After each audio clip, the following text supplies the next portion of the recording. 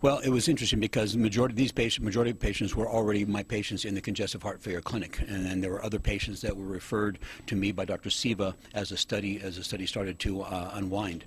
And what I also saw was in a 90-day time period, my very sick patients, did extremely well. And we had a cross section of different type of patients with congestive heart failure. We had patients that had pulmonary arterial hypertension. We had patients that had malignant hypertension. They were requiring multiple medications to be used. We had patients, diabetics with small vessel disease that had peripheral vascular compromise.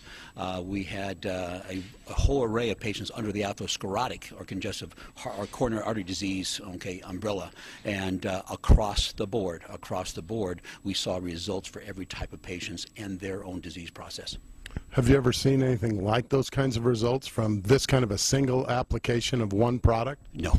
I have been doing, like I say, I've been doing critical care nursing, for 22 years, and I have never been associated, with one single product that has had such a profound effect health-wise, for so many different diseases. Because at the end of the study, Dr. Siva and I had sat down and we started looking at the different patient population and who benefited the most, you might say.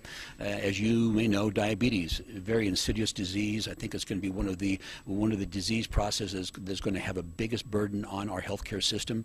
That patient population and also the patient population with pulmonary arterial hypertension benefited extremely well. We had patients that we actually took down from a WHO Class 4 down to a WHO Class 2, which is extremely interesting when you work with a disease process that gets progressively worse with time.